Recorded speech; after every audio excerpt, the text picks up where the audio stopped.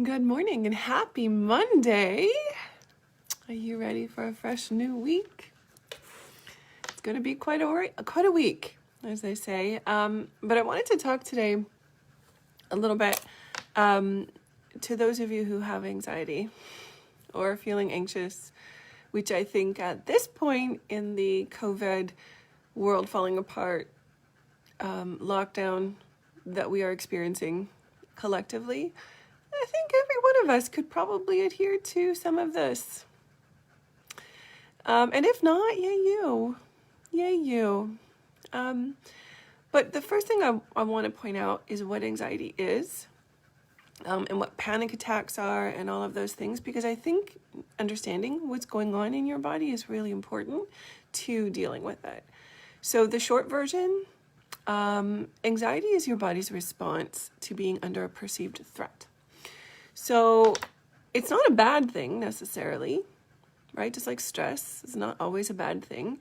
The problem is right now, our bodies, our minds are perceiving threats everywhere, and they're threats that we really can't do much about, and they're constant. So having your alarm system on briefly, that happens, right? Someone cuts you off and almost hits your car. You have that moment of holy shit, your heart races, your adrenaline spikes, but then you can kind of say to yourself, okay, I'm fine. Everything's fine. Woo. And then, after a few minutes, it all sort of subsides, right? That's good. That's good because the anxiety, that reflex, those keep you safe.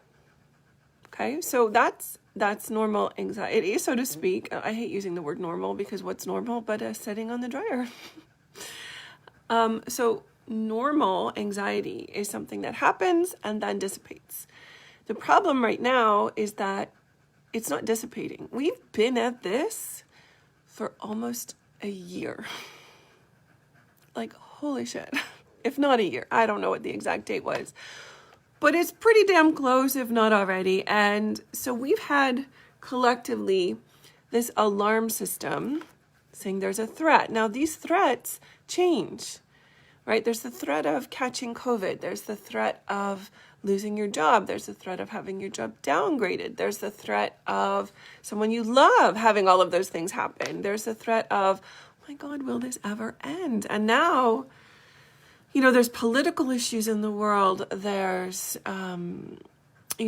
health repercussions from people who've had it and recovered. Like, there's so much unknown, and unknown is really scary to our subconscious. So why am I telling you all this? Because a lot of us are dealing with anxiety that is exasperated or is something that we've never really had to deal with before, and we're kind of constantly on a little bit of a freak out edge, and we're not sure why. Well, welcome to anxiety.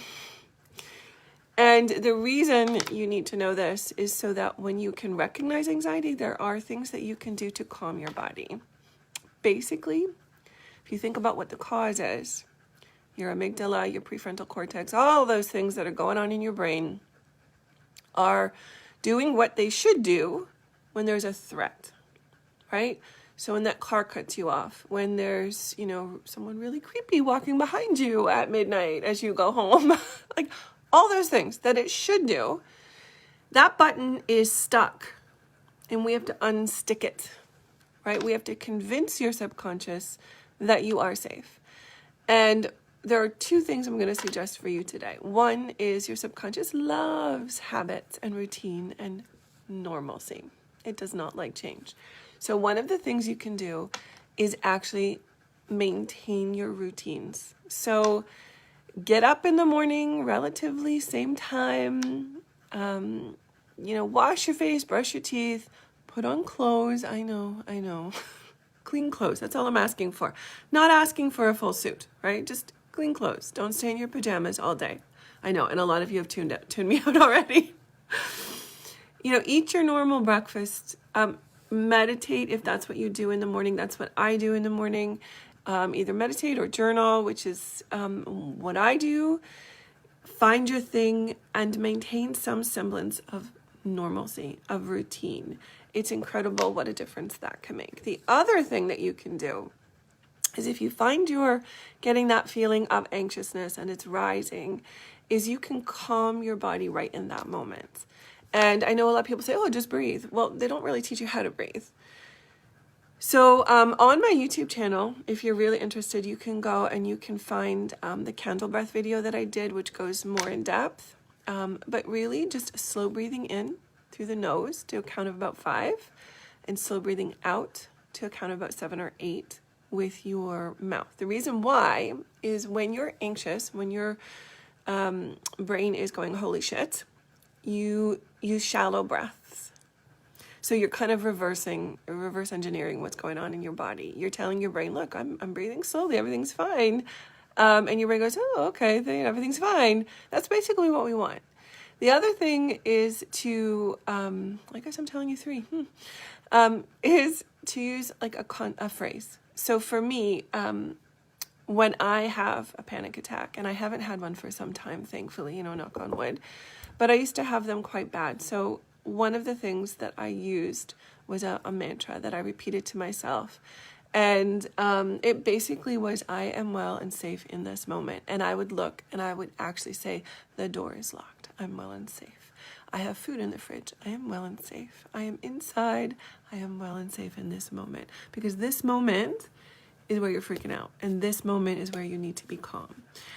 When it was really bad, I would actually, whew, look at that. I'm fine. I'm well and I am safe.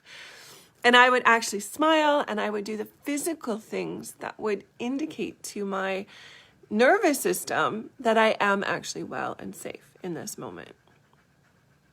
So I hope that helps you. The last thing I want to say about anxiety, and I will find and post the link below. There's many helplines,